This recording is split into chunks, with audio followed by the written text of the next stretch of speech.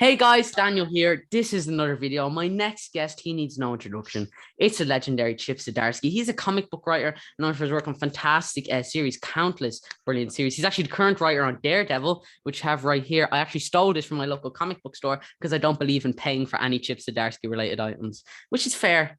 That's fair, isn't Yeah, it? yeah, I'd say so. And he's also the writer on comic books such as Newburn, which recently came out from Image, which issue one is fantastic. I'm so excited to get into that. And he's the writer of various other comics such as Stillwater, All Nighter, Public Domain, Kaptara, Howard the Duck, Justice League, The Invaders, Star-Lord, Batman, which comes out soon. Yeah, I know. I'm listening to them all out now, and it's like you've never heard it before. It's a bit much, yeah. Afterlife, Jughead, Spider-Man Life Story, Afterlift, and soon Devil's Reign, which as of time of recording comes out next week. So, Chip, Yeah. how do you find the time to sleep? That's just my question. My first question. I mean, I assume you do, or maybe you just don't. I multitask, so I'll probably grab a nap in the middle of this. Yeah, that's fair enough. I mean, Yeah. most of my guests end up sleeping in the interviews. I'm not sure. I assume that's all they end up doing, and like that's all. It's if you can accomplish a good nap during an interview, it's a productive day. That's what yeah. You know what? The funny thing is, like, I know a lot of comic writers who like pull all nighters and like they are total night owls, and like I still have a regular work day. I'm still like wake up, start working, clock out about 5 or 6, make dinner. Like, yeah. So it's just a matter of just get. So 8 to 5, you're a mess. You're screaming, you're ripping your hair out, and then by 5, you're just okay. Well, I mean, day's done. Basically, yeah. Like, I don't know. I used to be the kind of guy that did all nighters, like especially in school. But your body just can't take it. And once you realize that, it's like, oh, okay, I just get the work done during the day. Yeah. That's all anyone needs to do. Just sit down, do the work. Absolutely. I mean, I could do all-nighters, but I do have a sister. So it's like, I mean, do I really have to do any of that? There is that. But it's probably like homework, right? Like you leave homework to the last minute, and next thing you know, it's like, exactly. 11 midnight or whatever. But if you just did it when you got home, you'd be like, oh, okay, I'm fine. Yeah, exactly. But then when I'm interviewing people like Chip Zdarsky, like I'm just gonna say I didn't get to do my homework. Listen, I had an interview with Chip Zdarsky, and then they'll understand. That's obviously how I'm gonna go. Yeah. Sorry, who? Oh, friends with Matt Fraction. Sorry, he's friends with Matt Fraction. Oh, right. Yeah. Okay, yeah, perfect. No, I mean that's right. Yes, so many different things I want to get into. So, first, I mean, out of all your countless comics, let me touch on before we get into Daredevil and all that good stuff. Let me touch on Newburn. Now, okay, cool. This up from my local comic book store. It's a fantastic issue one. But yeah, so for anyone watching, what can you tell us about this series? Yeah, it's about a private detective named Easton Newburn, who used to be a cop and struck out on his own, but he's on retainer to all the crime families in New York. So he kind of acts like almost like a United Nations inspector going into like a war-torn country where no one's allowed to touch him because then everything falls apart. So he investigates crimes between the families, crimes within the families, things that they just can't go to the cops with. Yeah, absolutely. And so this isn't a limited, like, do you have plans for this to be an ongoing series? Yeah, it's an ongoing. Yeah, myself and Jacob Phillips. Nice. Yeah, he's already drawn 7 of them. Like he's so fast. Man, as we speak, he's probably losing sleep. This is fantastic. I love this. He took the month of December off. Like he sent an email saying, "All right, here's issue 7. I'm taking the month of December off." I'm like, how do you? Like he posted on Twitter the other day, like what he did this year. It was something like he drew like 200 something pages, colored 500 pages because he colors his dad Sean's work. Yeah. And yet he's still able to like not work in December. Like that's a guy with a really good work ethic. Yeah, and like we just touched on earlier, Chip doesn't sleep. He just hangs upside down in his cave every 20 minutes. So maybe exactly. Like I assume your background will just fall and just be in a cave. I assume, like I said, that's where all comic book writers live, and I assume we'll just see Jonathan Hickman walking by. It's like a communal cave. You all share the one cave. Well, for the most part, we can only afford caves. Yeah, exactly. No, just the one comics. Cave, which you all share. Yeah, and that's the dream as anyone, an aspiring comic book writer, sharing a cave with Chip Zdarsky and Jonathan Hickman. I get choked up just thinking about it. But yeah, so already we started talking about living in caves and stuff. But yeah, so Newburn, this is a like really fantastic series. But how did this come out? How did you contact Jake with this? Or Jacob, did you have this in your mind like a couple years ago? Or is this something you came up with fairly recently? No, it was one of those things where maybe about 3-4 years ago. Jacob and his father Sean came to Toronto to the Toronto Comic Arts Festival, and so I got to meet Jacob then, and I could see he was selling like prints of his illustration work. I'm like, oh, he's so good, and I knew he was doing mini comics. So later on, I ordered one of his mini comics, and as soon as I saw it, I'm just like, I got to get my hooks into this kid. Like if Brubaker finds out how good he is, like I'm screwed. That's always the joke of like the fact that Ed and Sean have worked together forever. No one else can work with Sean. It's like, oh, but he's the best. So having a younger, hotter version of Sean, I'm just like, I mean, arguably, yes, of course. I mean, I guess, I assume like all comic book writers are just insanely hot, especially, Sean, the Phillips family. I mean, I assume that's how it works. Can't say the same for comic book writers, unfortunately, but we can. No. No, they're a family of hunks, but yeah. So I approached Jacob and I was like, hey, do you want to do something together? I didn't really have an idea at that time. I basically just asked him what he wanted to draw. Like what kind of scenarios, characters do you want to draw? And he kind of gave me a list of things. And that's when I just started thinking about, well, what can I do that kind of takes place in kind of New York with all these various settings? And it was like, just as stupid as it sounds, where I'm just walking down the street one day, I'm like, oh man, what if he worked for the mob? And then it all kind of came from that. And Jacob was in, and we started working on it kind of pre-pandemic, and yeah, he's amazing. Jacob's so good. Like he draws colors and letters, all of his own stuff. Yeah, like, that's wild. Yeah, I know he's a fantastic artist. I think he really complements your writing on this series. But so do you consider Newbern like a hard boiled crime series, like like a 60s like 60s crime series, or like how do you look at Newbern, or do you think it's kind of its own thing? That's funny because some people are calling it noir, and I'm like, I don't see it as noir at all, because noir, I feel like one of the hallmarks of noir is the down on his luck detective in like the crappy little office. And he's quite successful. So I feel it's got more in common with like television procedurals, like Law and Order or House, Mentalist, Blacklist, kind of all of those, where there's like kind of a main character who's smarter than the rest and they solve a case every week. Because that was the other thing with this series, where I was like, oh, I want to make sure that they're done in ones. I want to make sure that when you buy it, you get a full story. So there's a crime, there's a mystery, and it's solved by the end. We have a couple of two-parters coming up, but for the most part, we're keeping it pretty self-contained. So I feel like it's got more in common with those than it does like kind of classic detective novels. Yeah, absolutely. Yeah, I think that's absolutely fair. But so this is issue one, and like what I really like is like the protagonist or the main character. He kind of like he works for the mob, which kind of would put you in like a position like you think you see now in a lot of comics. The main character is always kind of likable, but having this character who automatically works for the criminals kind of makes you think, okay, well, is he a good person? So is that something you've kind of been playing with, making him? Would you consider him an anti-hero? I don't know if that's the right word for it. Yeah, I've never been quite clear on what an anti-hero is, but Howard the Duck. Howard the Duck, there you go. He can justify it, which is the thing. Like his job stops gang wars from happening.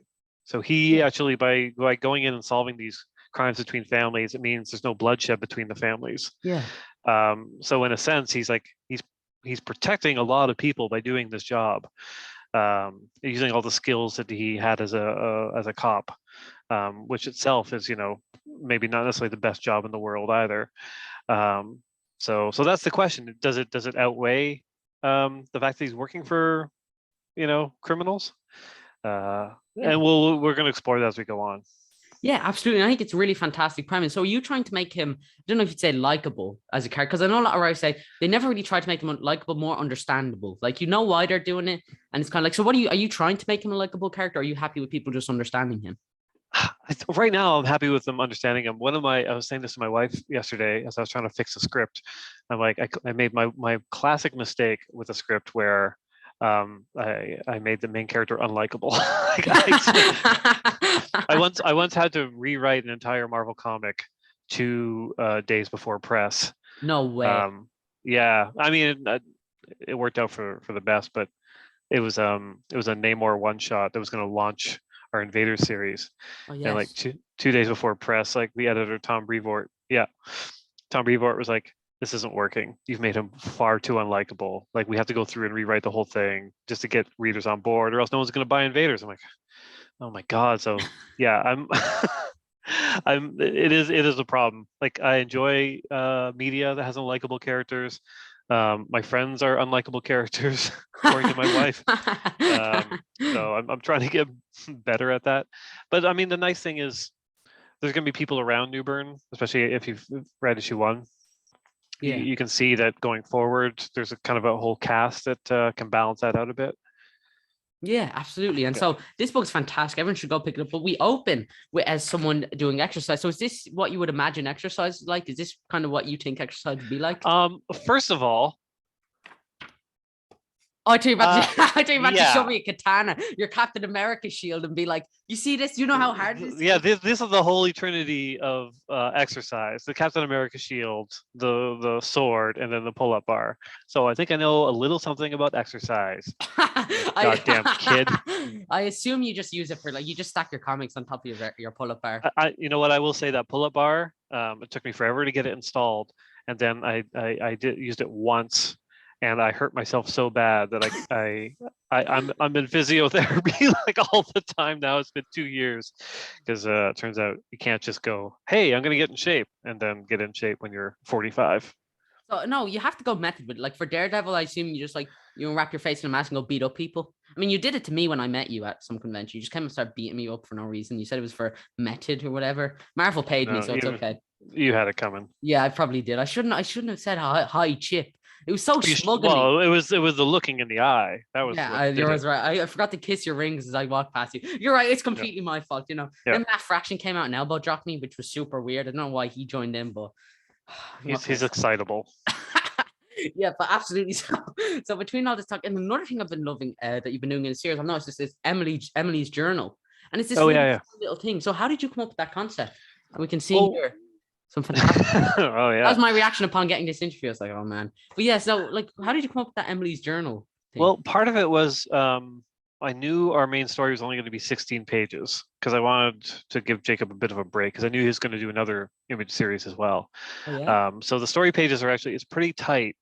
So I needed a way to kind of do some exposition and background stuff that wasn't in story.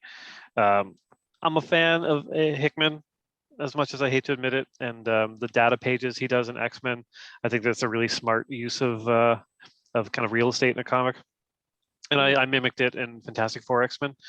So doing this, I was like, okay, we need some way to fill readers in on the situation that isn't just a character standing around telling them what the situation is. So those seem to make the most sense. And I don't want to spoil issue 1, but like obviously it pays off at the end of issue 1 once you kind of realize what these pages are. And going forward, it's great because you get like a bit more insight into Newbern and his world through those. Yeah, and so is it fun for you to get to work on your own characters? And I recently had on Grant Morrison, and he touched on this really interesting thing. Is it more personal for you to work on your own characters as opposed to Daredevil? Because when it comes to working your own characters, these are characters that came from you. So maybe there's a little bit of like, a wolf and cub, like, no, these are my characters. I know what to do. And then when it's Daredevil, you're like, okay, well, I have to understand this character. Yeah, so, I mean, it's different on each project. For instance, the one I'm doing on Substack, Public Domain, it's about comic creators. So that feels very personal, just because of the subject matter and the fact that I'm creating all the characters. On Newbern, it doesn't feel as personal because I'm kind of looking at it more as entertainment. I'm not trying to tell I'm not tackling these huge themes or anything. I'm not just like, oh, I want to do kind of a fun story. So not to discount it. Like obviously it's a personal project, but it's not as personal as something like Public Domain. And with the Marvel stuff, it's like it's both less personal and more personal in a way because I grew up reading those books, so I know those characters. So it's like, so there's a deep kind of personal connection because of all the work that was done before I came on to those titles. But also they'll be very easy, and they have been very easy to walk away from. Yeah, because absolutely. I don't own them, so I'm just like, okay, I'm done. I'm done writing Spider-Man. Okay, that's fine. Like, I have no problem reading what comes after me too. I know that a lot of comic creators can't do that. They can't read their title after they've left. And can you do that? Can you look back at some of your earlier works, or are you like, no, I won't do it? Well, no, I mean like reading a new writer taking over a title, like they can't do that. Like I think. Wow, yeah. Yeah, like I'm friends with Kieran and Matt, and I think both of them have that thing where they think once they leave a book, it's hard to like. It's like seeing someone with your ex-girlfriend a little bit. Yeah, I think, and it can work both ways. You could read it and be like, oh man, this is terrible, or you read it and you're like, oh, this is better than what I did. Like Oh I yeah, think both double-edged both sword. bad. Yeah, but I haven't had that reaction because once I stop the project, then the kind of that personal feeling disappears a bit. Yeah, it's a double-edged pull-up bar. It's like it could work Yeah, out that way. I'm so but proud of yeah. that. I came up with that like 2 seconds ago. I was waiting for you. No, but Kieran and Matt there, I was very like humbly like, oh, I got the interview about them. But yeah, just go check those interviews just to show everyone how professional I am. I got the interview. It's just once you have blackmail, it's so easy. It's so Oh easy yeah, once you get the blackmail. it's Oh true. man, that's why I love it. But yeah, so Newburn, everyone can go pick this up from the local comic book store. To be correct in saying so. Yeah. Oh yeah. Yeah, Yeah, as of I now, and agree. issue 2 comes out as of time next month. Will it be January? It's yeah. You have to remember these things, man. You just It's next week. Chip's assistant there that just sits there, and whenever Chip asks something, is just. I know. I'm just looking at the schedule. Yeah. This week is Devil's Reign, a 2-in-1 hardcover, and next week is Newburn issue 2. Next week, fantastic! Everyone just Yeah. go pick this up at the local comic store. How many issues do you have written as of like the time of recording? Much? Well, we've got the 7 that are done. Jacob's taking December off, so I'm holding off on writing issue 8 until Christmas time because there's too much else to do. Screw your family. Just work on Christmas. Just do all of Newburn on Christmas Day. Oh God, yeah, I wish. I'm knocking down this Christmas tree just after this interview because all right. I've kind of peaked. I only really brought it out for the Chip Zdarsky interview. I'm like, yeah, it's because I love Christmas. Yeah, it's not. Yeah, no. I would say Christmas because you're just such a great icon. I figure then there'll be no purpose in having a Christmas tree. Christmas is over once I've introduced Chip Zdarsky. Fair. I figure I'm not getting presents anyway, so I'll just interview Chip. It's perfect, isn't it? Yeah. Well, one of Chip's weird clauses was he won't do the interview unless I promise him I won't get any Christmas presents, which is very odd. But I mean, I guess he feeds on pain and joy, pain and anger maybe, which all comic book. I just want to know that you want this, Yes, of course, that's fair. Yeah. I can't ask for more than that. That is fair. But yeah, so my last Newburn question before we move on to Daredevil, which is fantastic. But is it difficult for you to kind of like write a mystery thriller comic? Because like we can see like just a man wearing a number 9 jacket. That was like a key detail. I remember thinking that's just, like it's great detail, but I remember thinking, how did you just come up with the number 9 on the jacket? And so so is it like important? Is it difficult for you to write like mystery crime thrillers or anything like that, or do you just kind of get the hang of it rather quickly? Yeah, so far it hasn't been too hard. The trick I found with mysteries is you have the ending first and then you work your way back. You're just like, okay, now what can happen to kind of, what are the little breadcrumbs that can lead them to that? Each issue kind of involves a little bit of extra research. Like issue 2 deals with arson, so I had to do a lot of research into arson, like how a fire spreads. Research, exactly.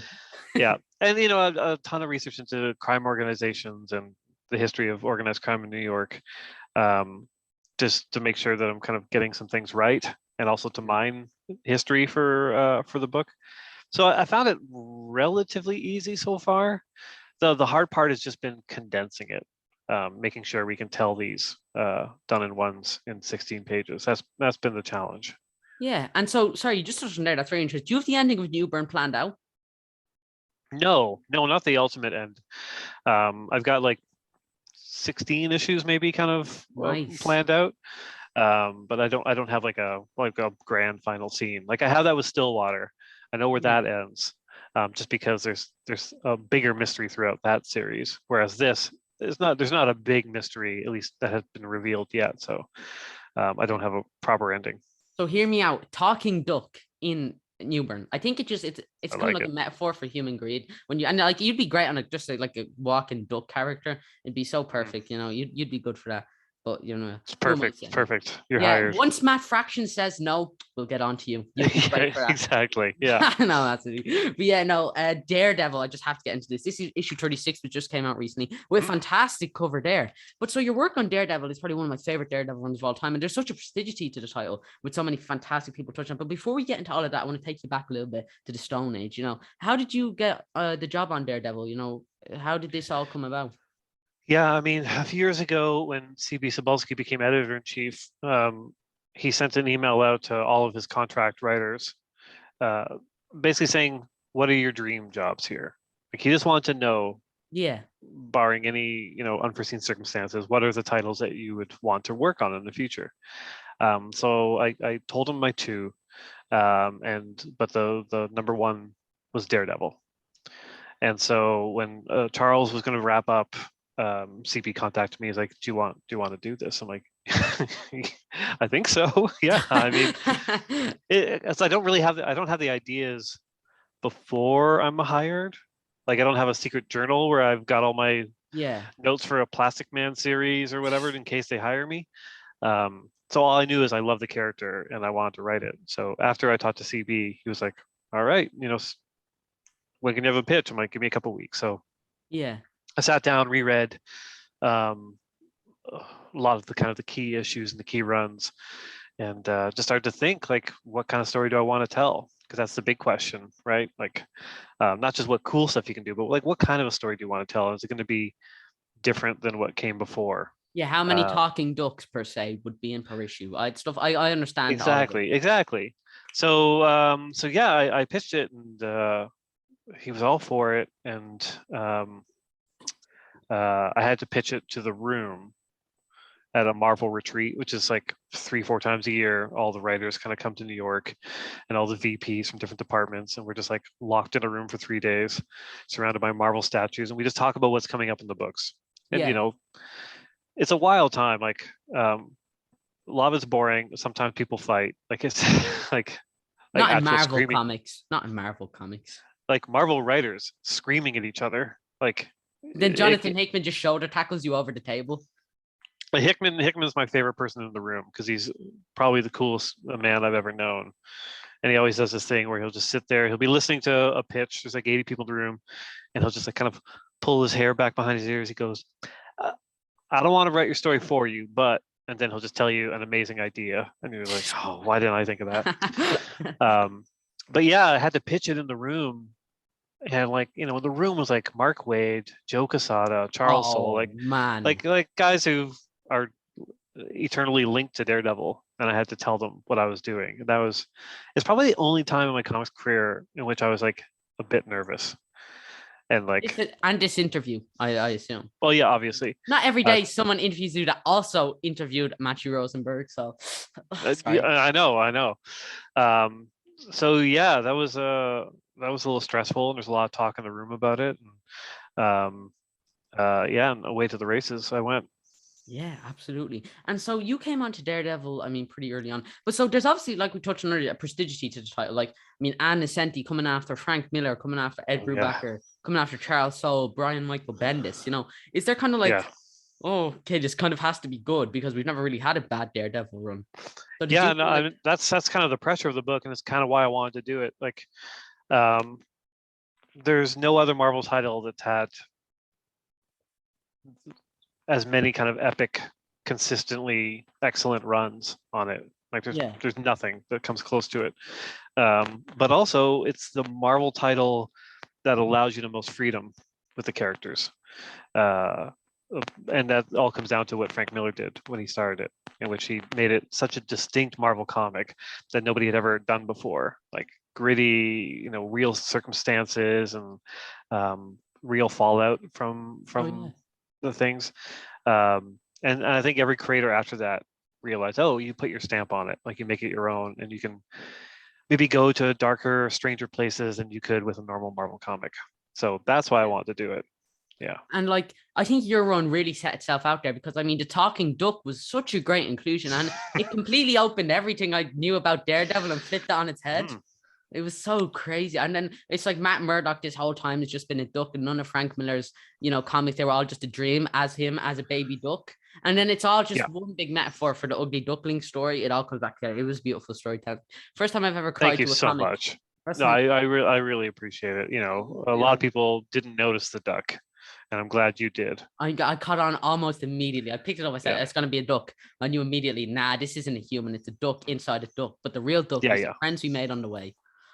There you go. For some reason, Marvel won't respond to my emails. I don't know what that's about. It must be broken. It has to be broken. But yeah, no, issue 36 just came out recently, which is fantastic. And 35 I also have right here. But it includes my favorite Daredevil villain of all time, Bullseye. Oh, yeah. Amazing. I love Bullseye so much. What's it like for you getting to write the character of Bullseye? What is he to you? Like, I knew when I was going to bring Elektra in, that Bullseye would have to be a part of it. Like, the whole idea was basically to show Matt level up by issue 20 and take out Bullseye.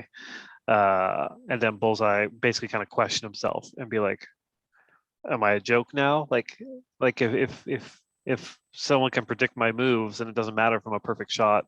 So I wanted to kind of create a bit more danger to Bullseye, like the fact that he, has him tamper with his head to make him a bit more unpredictable.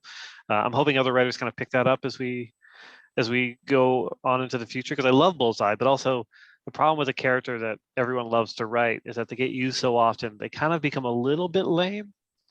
Yeah. Like it's like, oh, here's Bullseye again. Like he just pops up and he doesn't have the menace that he once had. So, so it's been fun writing him, but also a bit of a challenge to kind of like make him feel a bit more dangerous than he has in recent years. Yeah, absolutely. And so getting to include them in the future, and I want to take you back a little, but getting to work in Daredevil, is it difficult for you to get into the heads of these characters? Or like, can you just kind of catch on to them rather quickly? Like, okay, I know what Daredevil would say. And now that you've been doing Daredevil for a while, is it like, Matt, as opposed to maybe looking back from your earlier issues, it's like you were still kind of finding yourself, maybe you look back and think that, but now you kind of know, okay, I know these characters, I know what Matt would say. Is that it for you?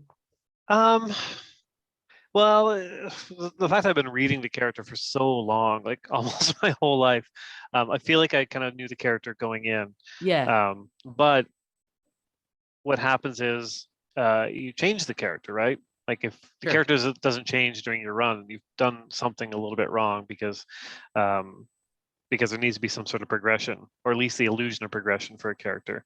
So I feel like he's different now than he was at the beginning of my run. So yeah, so it's kind of half and half. Like I kind of knew the character, I think, well going in, and now he's kind of been revealing himself to me as I go along and changing, and becoming something different. Yeah, absolutely. And like you have a really great understanding of all these characters. I think one of the fundamental things of Daredevil, you ask anyone, is it's his, religion, it's his Catholicism. And like, I mean, young Irish lads, maybe you would think, obviously Catholic, I am obviously a Catholic. Yeah. And so, obviously I can relate to this character very heavily. I believe Matt is like, what, second generation Irish, something like that. I mean, you can't be Catholic, or well, I mean, everyone in the whole world is 6% Irish. So I mean, yeah. I was gonna say, yeah. He's certainly up there, yeah. Chip's great granddad's cousin's dog is actually Irish, so yeah, you're practically one of us. It's fantastic. I know. It's crazy world. Yeah, so incorporating religion in your stories, like especially Daredevil, has that been like kind of fun for you, or is it kind of like something you kind of want to be careful with? Or what's it like for you? I mean, it's both, because like you said, it's an important part to the character, but you don't want to offend anyone with it. But it's so integral. Like the fascinating part with him is like he's a Catholic that dresses like the devil. He's a lawyer that beats up people in the street. Like there's such an internal conflict there, and if you kind of don't look at the religious side, then you're kind of missing a lot of that conflict. We leaned more heavily on it, I think, in earlier issues, less so at this point. But we're going to kind of pick it up again after Devil's Reign, after the fallout from that. It's been interesting. Like, my family was Catholic, and I went to Catholic school briefly, and so kind of going back into a little bit of research on that has been fun and weirdly nostalgic. Yeah.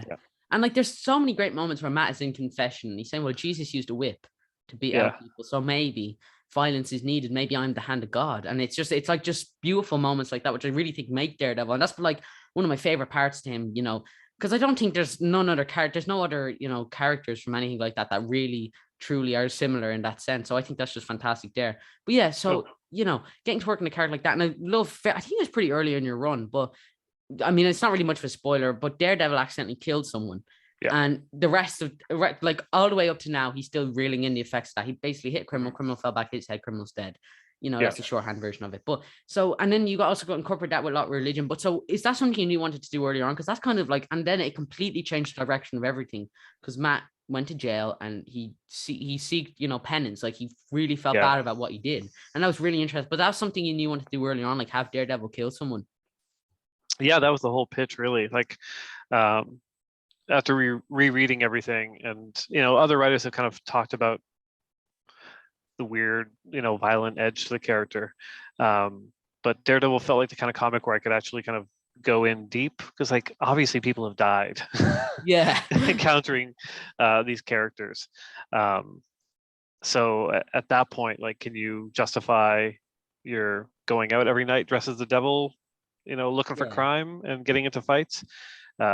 So yeah, that was the whole pitch, really. Like, I basically said, yeah, issue 1, Daredevil kills a guy, and the rest of the series is him dealing with the fallout from that. Everything kind of inadvertently or advertently or whatever stems from that one action. Because like, there's a certain responsibility in kind of writing superhero comics, where every month we put out content that is about people beating up criminals, using their fists, or powers or whatever, and it's a little weird. It's a little weird, and as time goes on, it kind of feels a bit stranger. And every once in a while, there's a creator that tries to do it a little bit differently, and it maybe doesn't hit as well. So it was important to me, if I was going to work on this title, to kind of really dig into the effects of violence and when is it okay to basically raise your fists and fight. Yeah, no, absolutely. And so I think you explore that brilliantly, with these like different characters. And so, of course, sending Matt to jail, which was a huge part of your story, and then having Elektra replace him and kind of be the new Daredevil, which is a brilliant idea. Did you get much pushback from that? Because I know, like, when Marvel are kind of like, okay, maybe swapping out a character, like having Elektra kind of, appears the new Daredevil. And I know a lot of writers have had troubles with stuff like that. But did you get any pushback with Elektra coming on? No, none. I mean, there was a period in the not too recent past where almost every kind of legacy character was kind of swapped out for somebody new in the role, and it kind of all happened all at once. Like, there was like Ironheart and Jane Foster, Thor, and Sam Wilson, Captain America, and individually they're all really cool stories, but because they all happened at once, it felt a little weird that all of a sudden, like, all the old characters were gone. So I mean, I think that's a kind of a general concern with Marvel, is just making sure they find the balance between new and old characters. But luckily enough, like, when I pitched this, there wasn't a lot of that happening, really. Like, all those kind of classic characters kind of came back. So, and we've never really done it before with Daredevil. So it made sense. The only kind of pushback was I didn't want them to reveal it. Because the instinct at Marvel and at DC is, all right, let's roll out the promo carpet, and like, we're gonna do, maybe a silhouette, and the big question, who's the new Daredevil, and we'll like reveal it in the New York Times like a week before or whatever. I was just like, please don't do that. Like, as soon as you go out and go, who's the new Daredevil, everyone's gonna make their guess, and they'll know it'll be Howard the Duck, and it'll be all ruined. But everyone's going to make their guess, and then they're all going to be disappointed when it's not their guess. So, but by creating that kind of like that anticipation, like, you kind of shoot yourself in the foot. So we managed to keep it a complete secret until day of release, which was like, I think, just my favorite thing when I was buying comics as a kid was I didn't know what was coming up. Like, there's no previews magazine, or internet telling me what's happening in 5 months' time. Carrier pigeon would just come on, drop it by. Exactly. Dinosaur, stuff. Yeah, but like at the end of an issue, and there's a cliffhanger. I'm like, I don't know how it's going to resolve. I don't know what's coming up.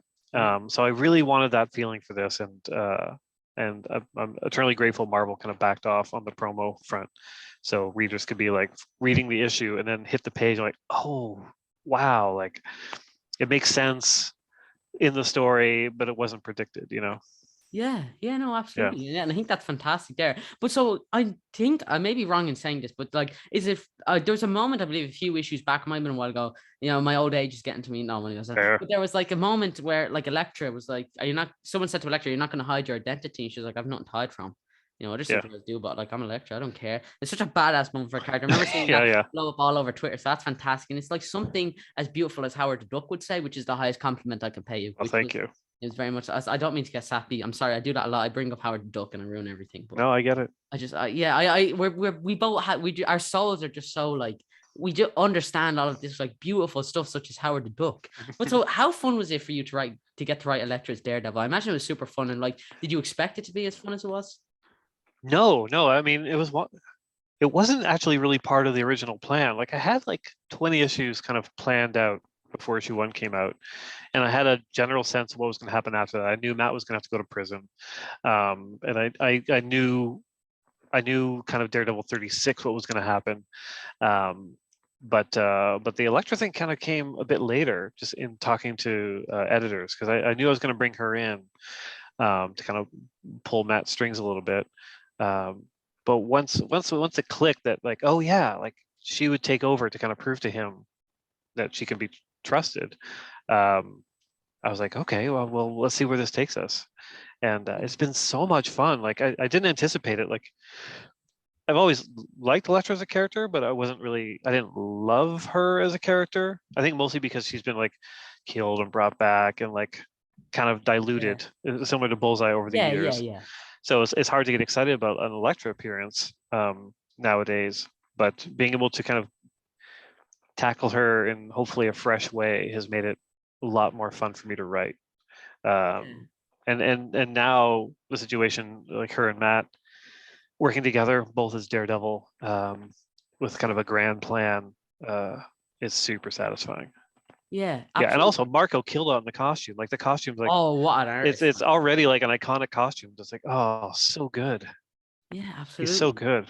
He's such a great artist, man. Like literally, yeah. I could dedicate for a series to you. We could just bond over how fantastic he is. Like, I assume you're all in the communal cave. He's in the background somewhere. yeah. Working away on Devil's Reign. Yeah, next to Jacob, and then the rest of the artists you work through, it all just goes full circle. Where they're all, it's like a sweatshop. They're all just working specifically on Chip Zdarsky comics. I love it. And then there's obviously the clone version of you that's doing like your Kaptara and your own like Substack stuff. Well, I mean, you know, why not clone versions of yourself just to do the work you don't want to do? Pretty sure that was Gandhi. That was Gandhi. Yeah. So what's it like for you? And didn't you get to include like Punisher very early on in your Daredevil run? Yeah, what was it like? Like issue 4 or something. That was great because a couple of my favorite Daredevil comics feature Punisher, and while I don't like Punisher as a character in his own comic, I don't think he works as his own kind of thing. Yeah. He's so much fun as a guest star because you can really play him up as being nuts. You know, he's reprehensible. He's crazy. He's off his rocker, and like having him kind of show up and be a balance against Daredevil is always fun. I think any Daredevil writer, when they take over, just like, oh, when can I put Punisher in? You know. Good way to be. It's like a birthright. Like it's just Daredevil. If you're ever Daredevil, right, you have to include like a Punisher inevitably somewhere in your run. But yeah, absolutely. And so I know I want to touch on before we move on to, of course, the big thing is what's it like for you getting to explore that dynamic between Matt Murdock and Wilson Fisk? How is it for you getting to explore those two characters? It's great because they don't interact really. Like I've had like 3 scenes in all of Daredevil in which they actually interact. Wilson Fisk is more fun to write than Matt Murdock because he's less explored than Matt Murdock is. Yeah. Like writers have really kind of like, really dug into Matt Murdock over the years. And I'm trying to do the same, but Wilson Fisk, I feel like there's a lot more opportunity there. And the issues that focus on him are the most fun to write. Yeah. But I think that the trick is to keep them apart and then just bring them together sparingly. So those moments mean something. Like they're kind of messing with each other's lives without actually touching. I was saying this to somebody the other day, like Born Again with Miller and Mazzucchelli is my favorite superhero story of all time. Oh, really? It's outstanding on every level. And in that whole story, there's only one encounter between Wilson Fisk and Daredevil. And it's like early on where like Matt Murdock goes to like Fisk's gym and they start to fight and Fisk beats him half to death. That's it. Like really they're not face to face for the rest of that storyline. And I think that's the way it should be because Fisk's power is he can hurt you from far away, right? Yeah. So Wilson Fisk is a ton of fun to write. Devil's Reign is a Wilson Fisk story. It's not really a Daredevil story. Like it's kind of the culmination of everything we've been doing with Fisk. Yeah. Oh, really? Yeah. Absolutely. So that's Devil's Reign there. And so this is the key issue building up to it. So this is the last there. And so are you taking a break from Daredevil as Devil Reigns go on? Or is Daredevil Reigns basically just Daredevil? Well, yeah, I mean, I had that conversation with Marvel where it's like it doesn't make sense to run Daredevil while Devil's Reign is going, because Yeah. Devil's Reign is the next chapter of Daredevil. And they didn't like that because they like making money. No. So we figured out a way where there's a 3-issue Daredevil miniseries that's just focused on Elektra, because during the writing of Devil's Reign, I had this whole storyline for Elektra. I'm like, oh, she's just not getting enough space in here. Like, I kind of need her to have her own series to actually tell the story. So we got 3 issues called Woman Without Fear, which is going to run kind of alongside Devil's Reign. Oh, brilliant. Yeah, absolutely. And so before we touch on Devil's Reign, which we're going to get into, this is a fantastic issue. And I also love Matt as a character. He's really great now. Like, he's different as opposed to when we first started issue 1. Like, he's a lot more like, don't really want to hurt anyone. And he's still kind of shook enough by that whole killing. And like, he has this awesome beard, which he pulls off perfectly. He never shaved that beard. Daredevil should just always have a beard. I know, Manuel went pretty wild with that. Yeah. That's totally on the artist. Yeah, he should not be groomed. I don't think Daredevil should. No. I mean, he should just like always have like the full, like, beautiful Jason Aaron beard, which we can all only aspire to. That should be Daredevil. That should be Daredevil. Nice. Yeah. So speaking of characters with hair, Howard the Duck. I had to come on. So before we touch on Howard the Duck, I have to bring up Devil's Reign. So how did this come about? And so this is like a huge Marvel event. I know it's been the lineups with a few other huge comic series. So how did this come about? Like, are you a fan of doing events? Did you come to them with this, or? I mean, I've never done an event before. It happened pretty organically because, like, as I was pitching kind of what was happening in Daredevil, the higher ups at Marvel were like, "Wow, that feels bigger than just Daredevil. Like, there's bigger ramifications." I'm like, "Oh yeah." So it kind of it shifted into like a mini event, like they're like, "Oh, maybe we should do it as like a street level kind of event with the street level New York characters." You know how like different departments of Marvel will have like a mini event, like if there's a Spider-Man thing between 5 titles or whatever. Yeah. So it started. It graduated to that, and then as I was kind of pitching it at that level, they're like, "Oh, it's even bigger than that. So let's kind of make it up to a full event." And so next thing I know, I'm writing an event. So it was kind of a weird gradual process, but like a natural one, kind of stemming from Daredevil, which was great. And it allowed me to incorporate more characters. What characters will you be getting? Fantastic Four are in there. Iron Man, Captain America, Miles Morales, Champions. There's a ton of people. Luke and Jessica, Danny Rand. Howard the Duck. Say Howard the Duck. Oh, let me think. They banned you from Howard the Duck. So typical. Yeah. Maybe I'll get Marco to draw him in at the end. But like the fun part has been seeing Marco draw these characters. Like Dr. Octopus is a big part of this. Yeah. And like he made Dr. Octopus like menacing and cool. And I don't know how he did it. Like that is not a cool character or menacing, really. Marco is an unreal artist. He is so good. Yeah, he really is. And so like getting to see him draw all these characters has been like a delight for me and has made it all worth it. And I hope everyone else feels the same way. Yeah, absolutely. And so everyone go pick up Devil's Reign. Comes out as of time recording next Wednesday. It's coming out, on the 8th. Yeah. And so this is 6 issues? Six issues, yeah. And so will we see Wilson Fisk? Is this kind of like Daredevil on a grander scale? Because do you feel like there's more eyes on this because it's like an event? Yeah, I mean, naturally there are so part of the writing of issue 1 is you kind of have to catch people up a little bit on what's happening in Daredevil. Yeah. I think we've done a pretty good job of it. But yeah, it affects everyone. It affects the Marvel Universe, especially affects New York, what's happening in the book. But it's, like I said, it's Wilson Fisk's story. It's everything we've been working on in Daredevil, with a proper conclusion to his time as mayor. Yeah, absolutely. And so, before Daredevil, what your first work for Marvel was a Spider-Man life story? Was that the first work you got to do for Marvel? No, years before. Howard the Duck. You've worked on Howard the Duck? Oh, come on. Cool. I'll be fitting on. Yes, I know. It's not as if I definitely do not have Howard the Duck right here. Dun, dun, dun. Yeah. So you actually, I can't believe that one of your first works was Howard the Duck. This is so unforeseen. I could not have predicted this at all. Like, I know. It's wild. You're just giving me a perfect segue into Howard the Duck. I'll be damned, I'll be damned. Yes, let me get into it. Howard the Duck. So I've been playing it very close to my vest, but I actually love this character. I very much love Howard the Duck. Here. Yeah. But so how did this come about? Did you come to them, or like did they just say, we'll give you Howard the Duck and they just kind of let you loose with it? Well, I was working on Sex Criminals as the artist. Yeah. And an editor at Marvel years before bought one of my independent comics called Monster Cops, kind of an all ages thing. So he knew I could write as well as draw. And so he pitched me, it was like a 2-page gag strip in the original Sins anthology book. Yeah. And so I'm like, oh, this is amazing. My first Marvel work, I just put my all into it. Just like 2 pages full of jokes. I wrote it, drew it, colored it. And that went really well. And so because it went well, he said, hey, have you seen the new Guardians of the Galaxy movie? Because it had just come out. And I was like, yeah, I did. And he's like, do you see the end where Howard the Duck shows up? I'm like, yeah. He's like, I think we could pitch Howard the Duck to the higher ups here, like as a result of that.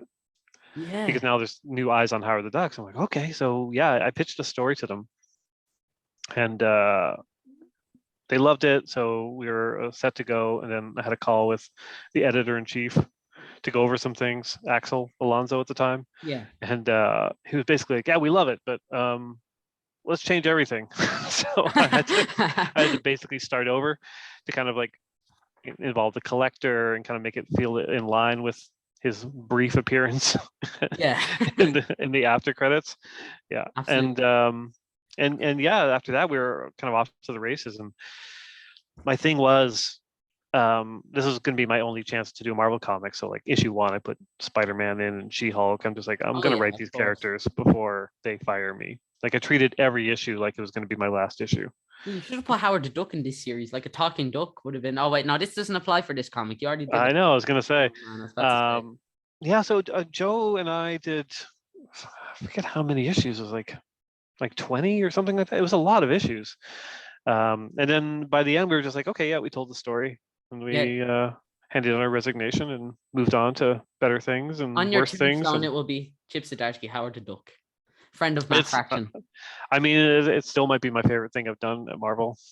And my favorite joke in this, probably one of my favorite things you've ever done. Spider-Man fails to save Howard the Duck. And then he goes, life, oh no, Uncle Ben. I'm so sorry, Uncle Ben. And I hate it. It's such a stupid joke, but it's fantastic. I couldn't stop giggling. It's some great humor there. I just have to commend you on that joke. As much sad Spider-Man is my favorite Spider-Man. So true. And why could, and I assume Life Story was the exact same. Like it ends with him just going, no, Uncle Ben, no. So kind of. Sorry.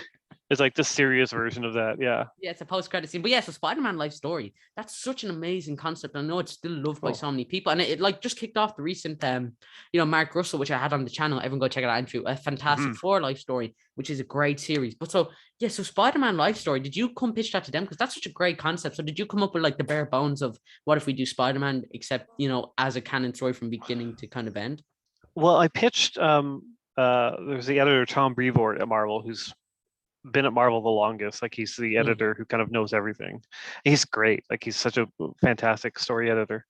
And so what I pitched him was I had an idea for like a 12-issue kind of maxi series Marvel Universe version of this, in which it was going to revolve around Reed Richards and Wolverine, like throughout the decades, as they kind of figure out what's wrong with the timeline. Yeah. So I pitched it to him, and he's like, I've every few years, I guess a writer pitches it. Like, what if time moved to in real time in Marvel Universe? And he's like, but no one's ever been able to kind of nail it. And he even had the best title for it. He was going to call it Marvel Age. Just like, oh, great. It's so good. It works so well, but we couldn't use it because Marvel was using it for like a kid's line or something. Did you tell them it's Chip Zdarsky? Did you say that to them? Well, I'm always saying that, and it doesn't get me anywhere. So he said, because I just finished writing Spectacular Spider-Man at that point, and he was like, well, let's just focus on Spider-Man, because like you finished Spider-Man and people enjoyed it. Like, let's give them what they want and narrow it down, because there's no way you can tell this with the whole Marvel Universe. It would just be too hard. And he was absolutely right.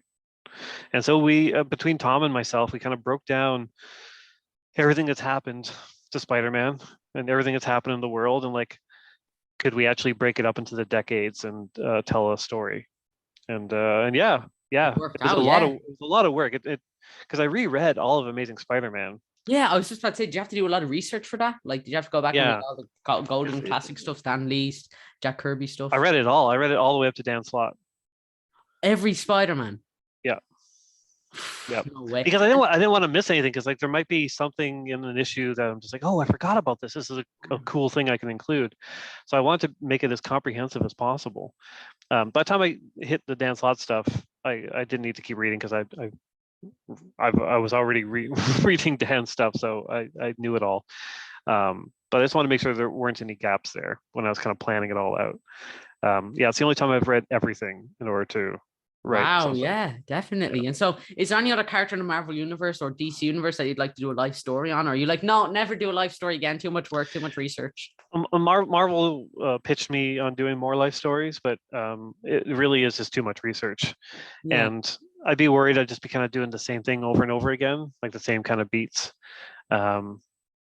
And yeah, I kind of wanted to see what other people did with it. Like I loved how Mark handled the idea. yeah, Um, it didn't take place in the same kind of universe. He kind of like took more liberties with the initial concept. But he's such a great writer. It worked out really well. Like yeah, I would say every few months an editor pitches me on doing a different life story, and I toyed with the idea of like a Daredevil one. yeah. But that would just feel weird as I'm currently writing the main Daredevil title. Um, and Fantastic Four, like, because they pitched me Fantastic Four first, and I was just like, it was so tight to write about one character. I couldn't figure out how to do four and Yeah. how that be satisfying. So I backed out, but then Mark proved me wrong and did it really well. Yeah, he's a fantastic writer. I mean, Yeah. and as much as I hate you, you're a good writer as well. I Oh, try not to get appreciate it. sappy on the channel, but it brings a tear to my eye. But the last Marvel work of yours I have to touch on before we move on to some of your Substack stuff. I'm super excited to get into is Invaders. I recently had on Carlos Magno, who is just such a kind guy and a fantastic artist. This series is amazing. So yeah, what's it like getting to work with Carlos? Because I asked him what was it like getting to work with you, and obviously he lied because he said you were super kind and really like. So, but yeah, so what was it like getting to work with Carlos in this series? Good. Like I don't think I've ever known a more kind of eager, dedicated artist. Like he put in so much work into this, and he got so much better as the series went on too. Because when we started, because I'm an artist as well, I probably give a lot more notes on art than most writers. So I feel like I was probably driving him a little crazy as we went on with my bad direction. But he's so dedicated and so detailed, and he put in so much work. Um, he's like a fantastic asset for Marvel. I think Marvel should keep him working forever. Oh Like he's yeah, one of those definitely. guys. Like it's just like he was born to do this. Yeah, Yeah, Carlos is and just unreal. I had to take a minute and there. we also got to work with Jackson Butch Geiss on it because he did all Two the amazing flashback stuff. artists. Yeah. Yeah, and he's one of my favorite classic artists. Like when I was a kid, probably yeah, when I was your age, I was reading his stuff on the Flash, Wow. Oh yeah, yeah. and He's unreal. his stuff was just awesome. And like um, his pages when they would come in, like they were perfect. Like almost every page that comes in, I'm just like, oh, this is really good. A couple things could make it better. Like I can always kind of see like, oh, usually storytelling things, but Butch was just like he's a master storyteller. So every page that came in, I'm just like, wow, like there's no improving this. Yeah. It's impossible. Yeah, no, Yeah, he's awesome. absolutely. Yeah, and Invaders is such a great series, and I love how like Thanks. this. I love how you can write something like Howard the Duck, which is like has Spider-Man breaking down, and say, "Oh no, Uncle Ben, no, Yeah, no," yeah. and then write something like Invaders, which I was actually really surprised at how like taken aback I was. I was like, wow, this is actually really like heartfelt story, especially Oh, the thanks. relationship with Namor as a character. I came away thinking it's weird when you can't get a comic book like moment or just something out of your head for a couple of days, and this achieved that. I remember thinking just about Namor as a character, and he was really interesting. I love how you explored him here because I mean, he served in World War II, and it's like we kind of see at some point that he claims he doesn't care, but then he's like, "I wasn't here to hurt you. Like, come on, you have to believe me, please." And he's Yeah, like a shell of a man, and it's just such a great comic. So I have to commend you on that. But also like getting to work thanks. on him more, because he's a pretty like obscure character. So I was like getting to work on him. Oh, hey, he's the best. I think most Marvel writers will tell you their list of favorite characters to write. There's probably like 4 or 5 of them. Yeah, J. Jonah Jameson's on there, Doom, Emma Frost, Namor, just because Namor is just like a regal dick. Like he's so fun, so fun to write. Really pompous, prone to anger, and those characters are a lot of fun to write. So getting to kind of explore what happened to him during the war and the kind of secret history of him and Charles Xavier was super satisfying. Yeah. I would love to keep writing him. And so if I tap on my fish tank, will Namor come in the middle of this interview? Will he like come to my house and just join in, I suppose? Is that how probably? Yeah, I think that's how it works. It's either you or Matt Fraction in the wetsuit. So it's either or it's one of them. I mean, you know, it's basically I'll summon one of you. It's either Namor, you, or Matt Fraction in the wetsuit, which is not something I thought I'd be saying in this interview, but just goes to show, doesn't it? Once you anything can happen. But yeah, so I will touch on your DC work a little bit later, but now I want to touch on Substack. So you've been doing some brilliant comics in Substack, which came out recently. So, I mean, how did this all come out? Because I know Substack just kind of like kidnapped all the best creators and had them doing their own stuff. But so how did Substack come about? How were you contacted by this company? Was it kind of like a dream offer, like James Tynion touched on? Well, it was one of those things where, like, in the summer, there were a bunch of Marvel writers just kind of chatting on a message board, and I know Nick Spencer was like, "There's got to be a better way." You know, he was like, "There's got to be a platform that would, you know." Nick Spencer's amazing. Yeah. He had the foresight to go, like, Substack seems like a platform that's, you know, trying new things. Maybe we can make comics there. And we were all like, oh yeah, go have your meeting with him, whatever. And then the meeting resulted in a job for him doing comics at Substack. Like, it happened really quickly. And I was talking to him a lot on the phone during that period as to what it would look like and who he could approach and what the deal could be. But I didn't really have much intention of doing it myself. I was just kind of helping him. And then at one point, you know, he put the offer, like, you know, for me to have my own Substack. I was like, I don't know. But the more I thought of it, the more I liked the idea of, I'm a little burnt out on Twitter. So like having an area online where people weren't yelling at me all the time. And if they wanted to yell at me, they'd have to pay $7 a month. Good way to be. I yell at you like, for free without paying you $7. So I'm I know. Well, most people will not pay money to yell at somebody. Which is like, what you know, a crazy word. That is scandalous. I know. And so when I kind of pictured this as a walled garden where I could just like hang out and do this, it just made sense. It made sense to do it there.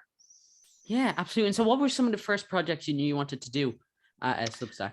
Well, Kaptara was a book that I did at Image Comics several years ago with Kagan McLeod, which is like, we love working on it.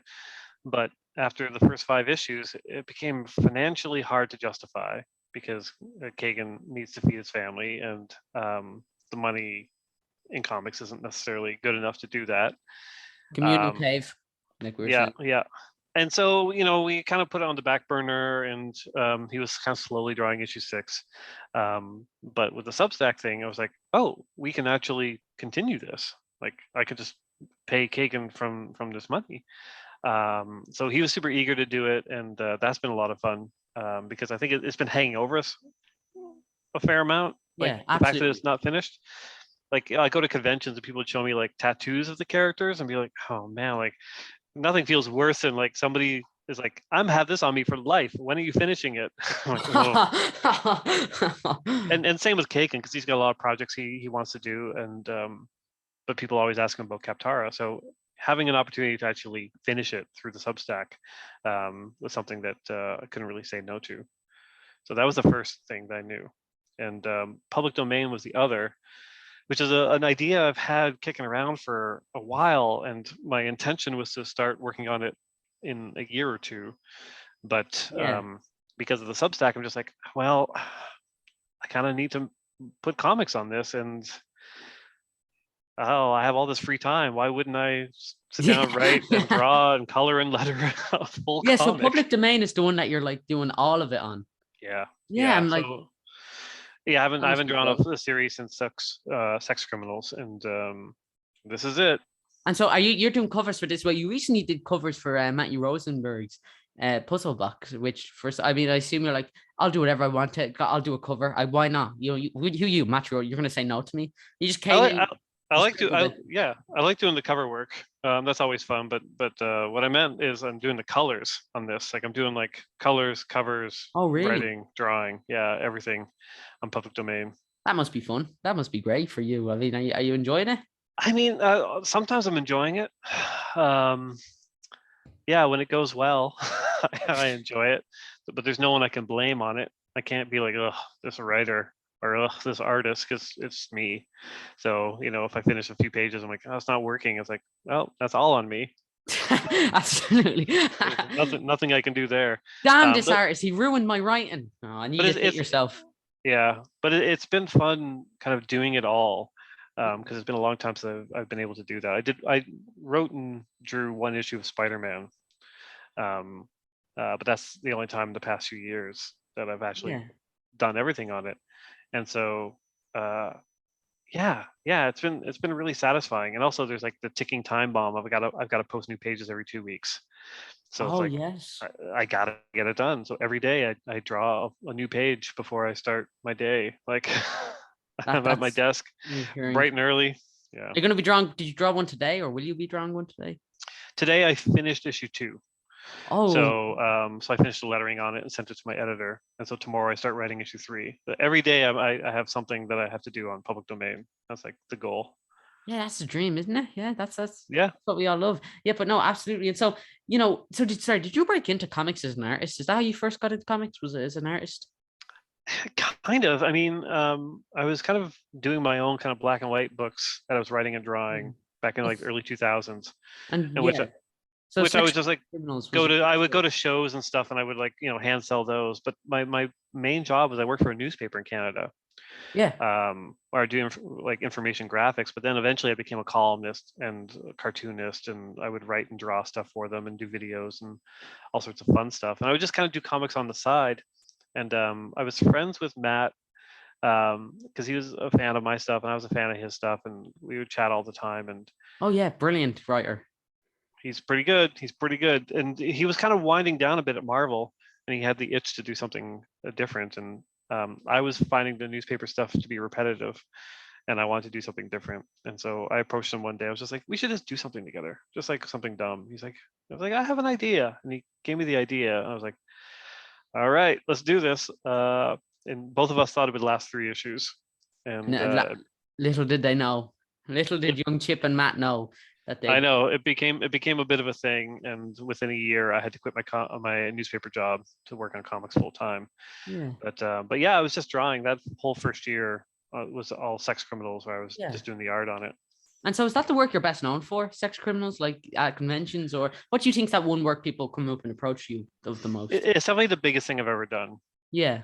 As time goes on, you get less of it. Like, I mean, I haven't been to a convention in a couple of years, but the first few years, all I was getting was Sex Criminals, and same with Matt too. Like, yeah, like there were like fan meetups about the book, and like, wow, like it was really big and weird.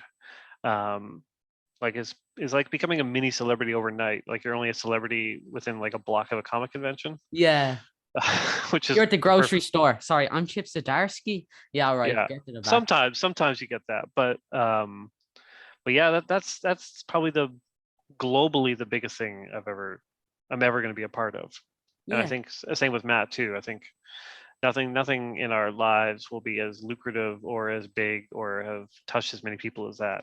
Like, I enjoy doing the Marvel stuff, but you're just kind of like one of a million working on those kind of projects. But this, it was absolutely. Like, it was kind of a huge thing that kind of like is going to be on our tombstones, which is fine. Yeah, that and Howard Zdarsky, Sex Criminal. Yeah, that's a lovely title. I mean, what more could you ask for? Mm-hmm. Yeah, exactly. I'm sure that maybe it'll end up on mine. Maybe I'll of course write the return. Obviously, that what else was anyone thinking? It's just I'll write the comeback, obviously, of the book. But yeah, absolutely. I have it all planned out. But yeah, absolutely. So sorry. So getting to work on something like that, And so let me ask you: do you prefer writing or drawing? Like, what do you think you're like at home? I think I'm a better writer than I am a drawer. But I mean, there's a satisfaction from drawing a page where it's like you're done. All right, you did it. With the writing, someone can love you one month and hate you the next with the writing. With the art, they either love it or they hate it straight through. Like very rarely will you be reading a comic and be like, oh, I love Marco's art last issue Daredevil, but this issue I hate it. Like that's just not absolutely, a thing. yeah. You're either a fan or you're not a fan. So art is easier in that regard. Like you just kind of like just do the work. You just do the work and you can get it out. Whereas with the writing, it's like it can be a bit more of an ego hit both directions. Like just like, oh, people are telling me I'm the greatest thing ever. Oh, people absolutely hate the thing I did this month. That sucks. Yeah, absolutely. Yeah, definitely. And so, I mean, you recently got to do All Nighter with Jason Liu. He's in the art and that. Fantastic. That's also a Substack special, isn't it? It's Comixology as well. That's Comixology. Yeah. Oh, it's comic. It's not Substack, is it? No. No, all right. Comixology. That's what I was thinking. Yeah. So Comixology. What's it like getting work with Jason Liu? Because you guys also got to do Afterlift. Am I correct? Yeah. Jason was an intern in my old studio in the early 2000s, like an illustration student, and he was super talented back then. But since then, he kind of went and did his own comics, and they were great. They were a lot of fun. Yeah. But he was kind of moving away from comics the past few years, and I had this idea for this book, Afterlift. And I was like, oh, I wonder if Jason would be available. And like, he was kind of like, yeah, I'm kind of not doing a lot of comics right now. And I'm like, well, give this a shot. And then it did well, and we made a bunch of money, and we won an Eisner Award for it. So it's just like, now Jason's like writing and drawing stuff for Marvel. It's like, it's super satisfying to see him kind of progress that way, because he's a great writer as well. So yeah, working with Comixology was like super easy. Like they just pay you and you make the work and they put it out and they promote it and that's it. Like no pushback or anything. You got like a trailer, didn't you? Like they made you a little trailer. Yeah, they make trailers and stuff. Like it's they're super pro and super nice. So that's been a lot of fun. So when we finished Afterlift, I wanted to keep working with Jason, so I asked him if he wanted to do something else. He's like, "Yep." So all nighter, and yeah, Comixology's been great. Yeah, and that's about vampires, superheroes, and then you can also write something as gritty as like Newbern, and then write Howard the Duck, which is just the most beautiful piece of writing anyone has ever done. Because I mean, I love Howard the Duck. I mean, I don't show it much. I try and keep it. No. You're very calm about it. I'm the most humble person I know, very modest about it. But yeah, so All Nighter, and so what is that still ongoing right now? Or issue still coming out?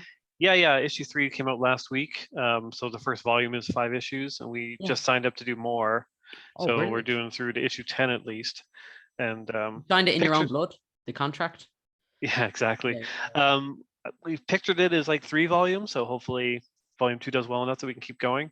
But and Dark Horse does the print of it, which is nice. So Comixology, it's all digital, but then Dark Horse did the print version of Afterlift, and they're going to do All Nighter as well, I think in February. So amazing. Yeah, it's great. Kind of like having your cake and eating it too. It's great. Yeah, what a great word. I assume it's just the Chip Zdarsky name value. People think of Chip Zdarsky and they think, oh yeah, I'm gonna buy a comic with that guy's name on it. It means quality and it means ducks. That's all this interview can. I'm gonna put this up and say, I got to issue Chip Zdarsky. It means quality and it means ducks. Yeah, there you go. Use that for your convention banner. I'm very kind to let you do that. Yeah, but the last thing I'm going to touch on before we finish up, because I've already taken up so much of your time, which I do apologize about. No problem. You also got to do some work on DC recently, especially Justice League Last Ride. And so, I mean, I assume that DC would obviously be your mortal enemies because you're a Marvel writer. So how did this come about? Did they come to you and offer you Justice League or? How'd that one come about? Like I've talked over the past few years, I've talked to editors at DC about a variety of projects, and most just didn't work out. Either I wasn't going to do it. It mostly just came down to me just being like passing. Yeah. I've been non-exclusive with Marvel for a few years, so it's been easy to kind of like talk to DC about stuff like this. And Justice League came about because they were launching a digital initiative, and they basically said, hey, you could just do whatever you want. Like this many pages, make your own Justice League, cobble together whichever character, whatever timeline, doesn't matter. Like they kind of wanted it to be like, your ultimate version of this team. So I'm like, great, like out of continuity, like I don't have to worry about any of that. I can just come in and write all these characters. It's like checking off items on a bucket list all at once. Like, Wonder Woman, Batman, Superman, Flash, Green Lantern. Like, I just boom, boom, boom, got to write all of them all at once. So that was great. And you got to throw in everyone's favorite Lobo. He just did a brilliant job. I love Lobo with a passion. He's such a great character. That was, once again, that was Matt Fraction's idea. Really? Matt Fraction put Lobo in there. Yeah. Oh, amazing. I love Lobo. I love Lobo. I think he's a brilliant character. So it was a fun for you to get to write him. I was a huge fan of Lobo when his original series came out back in the 90s. He was just like the funniest character. Yeah. And, was that the Alan Grant, Simon Bisley stuff? Yeah. Oh, so good. Yeah, that first miniseries holds up really well. I reread it before doing this, and it was awesome. Like, I also pitched a Lobo series. No way. I don't know. I pitched a bunch of stuff through. Like, I was in the running for so many weird things at DC, but yeah, Lobo's an excellent character. You need to do an animal book. You haven't done one yet. I think an animal book's for you. Some sort of like with feathers.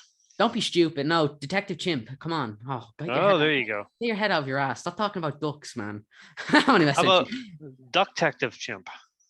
Whoa, multiverse. All right, I'm copywriting it. I need to trademark this so quickly before anyone else sees it. Detective Chimp. See, that's why I have you on. I've brought up Detective Chimp so much, and no one else has brought that up.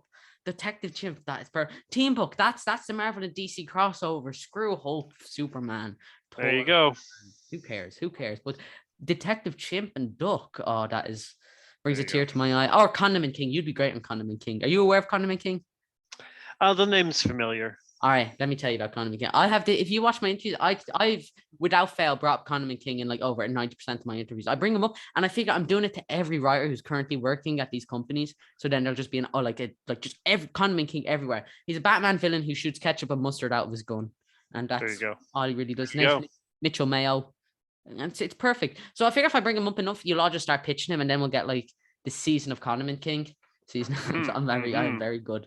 And you'll make a lot of money, I'm assuming. Yeah, exactly. I won't be able to, catch up with all the cash I'm getting. I am not only am I beautiful, I'm also very funny, everyone. But no, absolutely, Condiment King, what a great character. But yes, when's your Condiment King story coming out soon? I assume he's secretly in the back of just there. In this book, actually, you're just hiding it very, very well.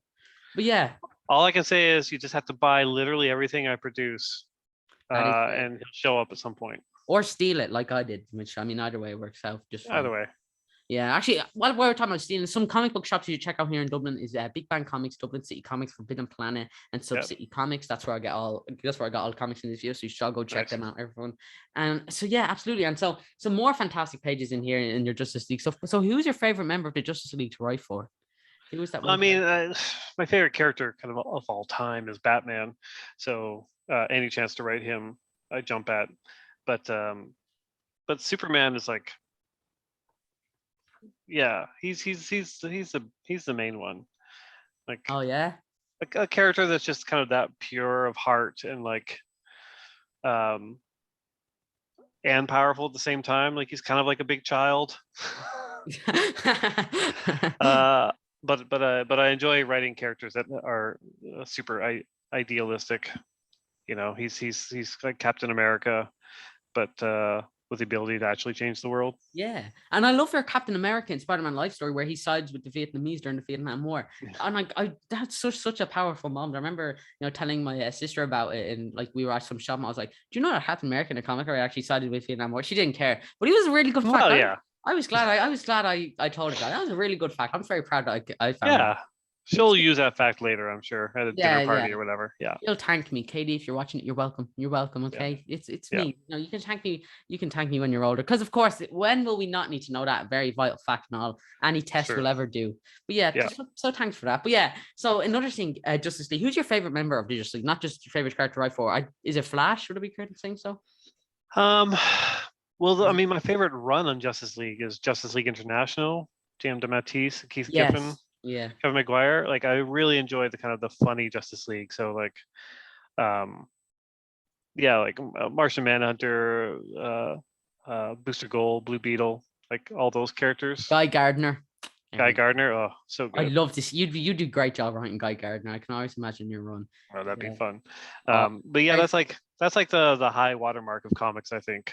Like, it's the only title that I would probably say no to if they offered it to me, just out of respect for what's come before. Oh, really? Yeah. Yeah. I mean, I'd figure tackling something like Daredevil, you're well used to having writers like above hand who are also brilliant and then coming on something like that. But no, you've no intentions of doing like Justice League or anything like that. Well, I mean, with Daredevil, there have been so many writers, but with Justice League International, it's really just jammed my teeth and Yes, Keith yeah. Giffen, right? I get you. Yeah, that's fair. Yeah, it would be weird to even like attempt it, I think. Yeah, and so is it? I know it's the same for Spider-Man. Before we wrap up, you also got to touch on it if you like. You would not be up for doing a Spider-Man ongoing. Is that something you said? Which I mean, I that's completely fair. I mean, I did Spectacular Spider-Man.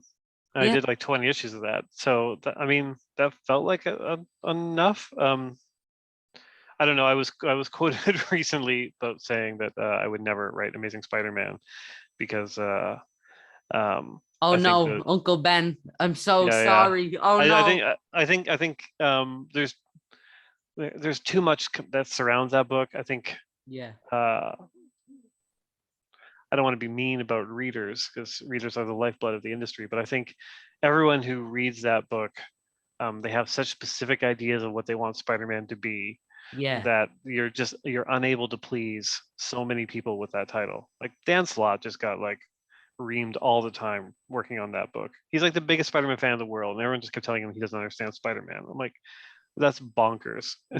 You It's know? crazy. It's crazy. And it's all so convoluted too. Like I think Nick did a great job with it, but because he really delved into continuity and like and play with it a lot. But there's so much that's happened in that title over the Yeah. past 60, 70 years that I think it's really hard to like kind of go in and make it like feel important. Yeah, you just put it perfectly there. Yeah. And like, I think you've already left your mark on Spider-Man with, oh no, I'm going to keep on bringing that moment up. Uncle Ben, I'm so There sorry. you go. There you Like, go. that's like, you're never going to peak it. Like, you've hit your peak. But the last comic book of yours I want to touch on before I wrap up, I know you were this was recently announced. It's your Batman 12 issue series, is it? 12 issues that comes out next year? Yeah, we did. Yeah. I just did Urban Legends, which was 6 issues, and the new one is Batman the Knight, and that's 10 issues. Yeah. And so this is a comic, is it exploring the relationship between Batman and Alfred? No, it's more of a Bruce Wayne travels the world, learning from his masters. Nice. So it's kind of Yeah. the origin between the origin stories, right? Oh, Um, yeah. Like early yeah, Batman in his kind of younger years. yeah. So before he knows he's going to be Batman, but he knows he wants these abilities. So And so does it come across characters like Ra's al Ghul and stuff like that, those type of people? yeah, there are a few classic characters that pop up that kind of make sense for the time period, So but a Condiment lot of King, the it classic. is new characters. Yeah. And there are some classic, because there have been stories told about like his masters. Henri Ducard was one of them, kind of taught him like manhunting and some detective work, so he's Yeah. in this as well. um, but I got to create a bunch of new ones, which is a lot of fun, like who taught Bruce Wayne to throw knives, that kind of thing. Yeah, Condiment King. Condiment King, there you Yeah. go, there I you mean, go. it fits his character perfectly. Knives, condiments. Someone Yeah, put a rusty blade in the burger I ate once. So it all comes together, that's what I'm saying. there you go. But yeah, no, this one was super fun. Because I did Urban Legends, and that worked out really well, and the editors wanted to keep working with me, and I wanted to keep working with them, and so they pitched the idea. They're just like, hey, would you be interested in telling a story about this period? I'm like, I immediately came back with like a 10 issue, 30 pages each, like giant document of what I was thinking. And yeah, they've been super supportive of what we're Yeah. doing, and the artist on it, Carmine, is like so damn Oh, good. fantastic. Yeah, Fantastic. he's really something else. He's just brilliant. I love his work. But yeah, Yeah, absolutely. And so I've already taken up so much time, which I sincerely apologize for. yeah, So no I'll just problem. ask my last and final question. If anyone is looking to get into comic books, what advice would you have for them? Like to read or to work in? Right, as writer or as an artist, I suppose you've done both. So Well, as a writer, my biggest suggestion is to learn to draw. wow, that's interesting. Is it like so you can figure out how to like plot and panels, draw, like describe panels better? There's that. I think it makes you a stronger writer, but also it makes it easier for you to make comics. Yeah. Like one of my friends is a guy named Ray Fox, who Oh yes, Hellblazer would have been saying so. Constantine. yeah, he did Yeah. Justice League Dark and Constantine and a lot of Yeah. Vertigo stuff, and um, uh, he was a writer who couldn't find an artist to draw his scripts, and so at the age of like 30, he taught himself to draw. Oh, wow. And like I had a studio in Toronto. He'd come by the studio once in a while and kind of show what he was working on. I was like, it was okay. He's getting better. But eventually, he sat down and he wrote and drew his own comic. Got into the hands of a Vertigo editor, and the Vertigo editor was like, you know what, the story's really good. The art isn't quite there. But we'd love to like hire you to write this story, and we'll get another artist to draw it. That's what started him. Like that's how he became a comic book writer. And his art got so good that he produced a lot of like excellent books on his own for Oni Press. Really beautiful stuff. And yeah, like, because that's the biggest stumbling block for comic book writers, finding an artist to draw the script. Yeah, absolutely. Because you can't just like sit down and write a Daredevil script and send it to Marvel and go, hey, hire me. Like, it's just never going to happen. Like almost everyone who writes at Marvel right now came in through some other way. Like they wrote their own comics and submitted them to Marvel, wrote and drew, whatever, worked in TV, worked somewhere else. Like the only person I know who didn't do that was Dan Slott. Like he was an intern at Marvel. He kept pitching them. Oh yeah. He wrote a bunch of like small things for them and kind of worked his way in. But every other writer there, yeah, for the most part, made their own comics or their own TV show or whatever. Like, so getting a final product is the hardest part because artists will flake on you and it costs too much. So teaching yourself to draw, because if you're a solid enough writer, an editor can see past the poor drawings to see that the story is good. Yeah, absolutely. Yeah, they're not going to read a script, but they're going to read a comic. Yeah, and that's from the maestro himself, Chip Zdarsky. Everyone, he knows what he's talking about. He's worked on Howard the Duck, and he's friends with Matt Fraction. So yeah, 2 for 2, All right. Yeah, absolutely. No, Chip, it's been such a pleasure talking with you, and that's absolutely some amazing advice. Everyone, make sure to listen to that. But before we finish up, are you on Twitter, Facebook, Instagram, anything like that? Probably. Fair play to you. Yeah. So you have a newsletter that people can go check out, which I'm I was gonna say Zdarsky.substack.com is the one-stop chip shop. As you can see, he is so enthusiastic about it. He's almost like pouring out of the screen. He's just so giddy. I know. Zdarsco.com, is that the name of your website, or would it be correct saying so? Zdars.co, yeah. Yeah, Zdars.co. Hey, there'll be links for all that in the description. Any new books you'd like to promote or talk about, or any people should go check out? I mean, I think we've kind of covered it all. Yeah, Devil's Reign, that's the big one, the big old Marvel event. Typically, you make me go through them. That's so typical. Newbern comes out. Everyone go pick that up from their local comic book store. Devil's Reign comes out next week. You can go subscribe to Chip's Substack and get some fantastic comic books there. You can get stuff like, let me name people for the Substack, Public Domain and Kaptara. People can go get that. And like, so Chip is working away in his communal cave just for you to go down and read those comics. So yeah, I mean, off better way, but Chip's been such a pleasure to talk to you. I'll talk to you a little bit off air, just wrap up. But yeah, everyone, thank you so much for watching. This has been my interview with the friend of Matt Fraction. He is an invader. He is a daredevil. He is thank you guys so much for watching. I will see you on the next video. I better not finish. I'm so proud of that joke. I came up with a halfway through the intro and you had to wrap up with it. But yeah, thank you guys so much for watching. I will see you on the next video. You can go follow me over on Twitter at SamboGizmo1.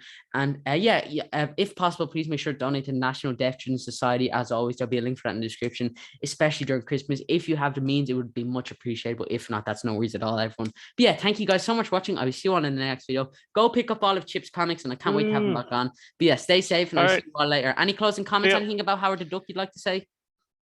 Bye. That's about Howard the Duck, I suppose. But yeah, everyone, I'll see you on the next video. Bye.